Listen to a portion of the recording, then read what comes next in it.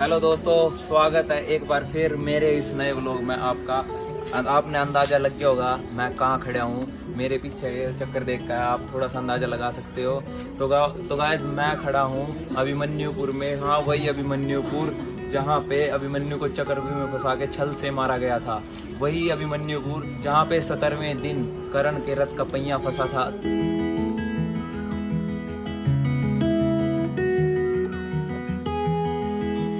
वही अभिमन्युपुर गांव है जहाँ पे सूर्यदेव ने एक मार्तंड के रूप में माता अदिति की कोख से जन्म लिया था।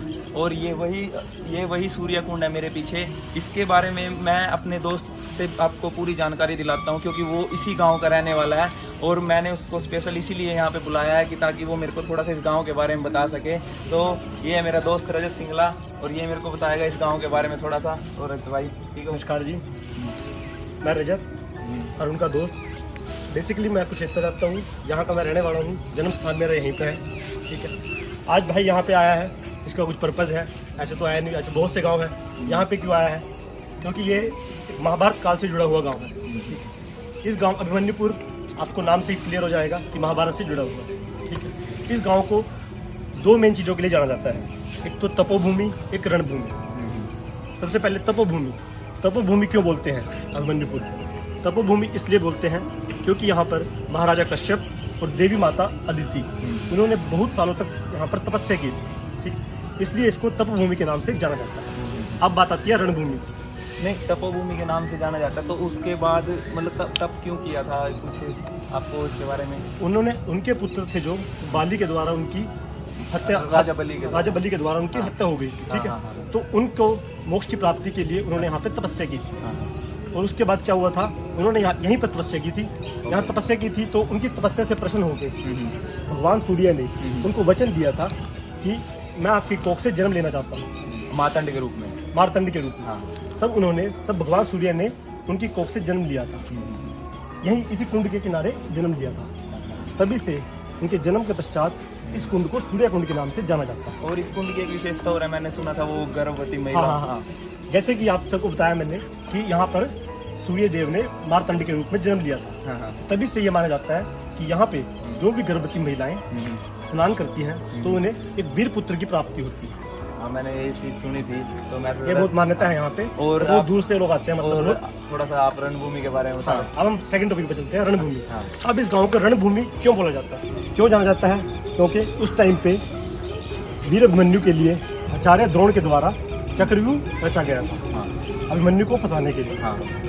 अभिमन्यु तो जितना मेरे को पता है, उस टाइम पे मतलब जब अर्जुन थे वो उस प्लेस पे अवेलेबल नहीं थे। तो अर्जुन को भेजना, अर्जुन पुत्र अभिमन्यु को वो भेजना नहीं चाह रहे थे युधिष्ठिर वहाँ पे अभी उसके चक्रव्यूह के अंदर। लेकिन वो उसने हट किया, अभी मैं जाऊँगा, क्योंकि एक लौता अर्जुन ही था जो चक्रव्यूह को भेज सकता था। और उसके बाद मेरे को थोड़ा सा ये जानना है कि अभिमन्यु को कैसे पता चला भाई वो कितना उसने कैसे सीखा भाई चक्रव्यूह को कैसे भेजा जा सकता है? हाँ, बिल्कुल सही। हाँ।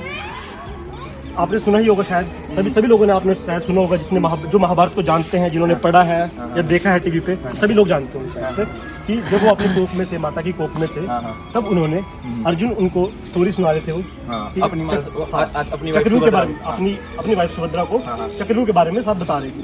तो उस टाइम अभिमन्यु उनकी कोख में, तो क्या वो सुना रहे थे। तो उस टाइम पे क्या हुआ, माता सुभद्रा निद्र अवस्था में चली गई। तब उन्होंने 6 रास्तों का भेद तो बता दिया था, 7वें रास्ते पे थे जिसका भेद वो अभिमन्यु नहीं जान पाए क्योंकि माता सुभद्रा की आंख लग गई। और इसी कारण बस जब गुरु द्रोण ने चक्रव्यूह रचा तो वीर अभिमन्यु लड़ते रहे और उन्होंने 6 दरवाजे तो पार कर लिए, पर 7वें दरवाजे पे आके वो फंस गए वहाँ पे आके, क्योंकि उनको वो भेदना नहीं आता था।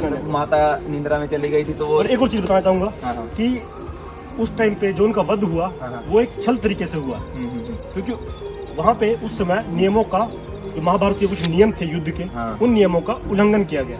क्योंकि वो उनके पास कोई शस्त्र नहीं था उस टाइम पे। तो गाइज आपने जैसे सुना रजत के मुंह से कि जो एक महाभारत में एक सबसे पहले तो मैं सबसे युवा योद्धा 16 साल की उम्र में ये वीर गद्दी को प्राप्त हुए थे अभिमन्यु।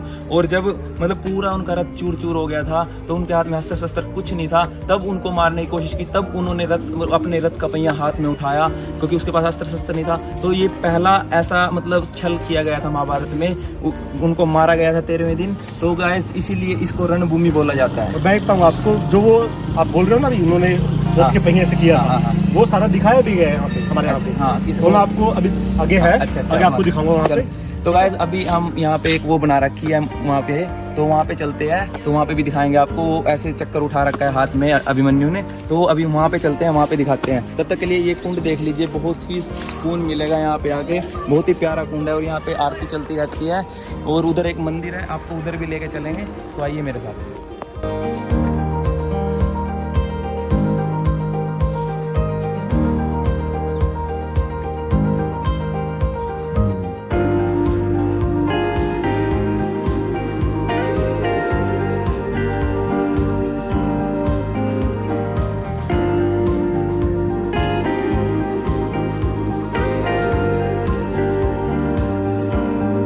तो गाइस कुंड के नज़दीक बनखंडी महादेव मंदिर है, जिसमें अभी भी ऋषि कश्यप और माता अदिति की समाधि यहाँ पे मौजूद है, जो आप कैमरे में देख रहे हैं। और ये पूरा महादेव का मंदिर है अपना।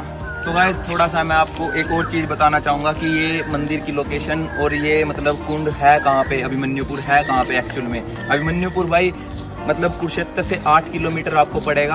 आप मतलब पहले इसका गांव का नाम अमीन था, तो बदल के अभिमन्युपुर कर दिया था। तो गाइस जैसा कि रजत ने आपको बताया था, वो जगह पे लेके चलेंगे जहाँ पे अभिमन्यु ने अपने हाथ में चक्कर उठा रखा है। तो गाइस आप मेरे पीछे देख सकते हैं कि ये मतलब कितनी सुंदर प्रतिमा बनाई हुई है यहाँ पे। सबसे कम उम्र की आयु के योद्धा अभिमन्यु, और इनसे ही आगे इनका पांडवों का वंश चला। जो इनका पुत्र थे परीक्षित, उनसे आगे इनका पांडवों का वंश चला।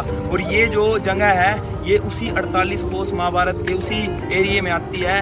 उसमें बेसिकली अपने हरियाणा के 5 मतलब डिस्ट्रिक्ट आते हैं, पानीपत, करनाल, कुरुक्षेत्र, कैथल और जींद। तो ये भी उसी के अंडर ही आती है गाइस।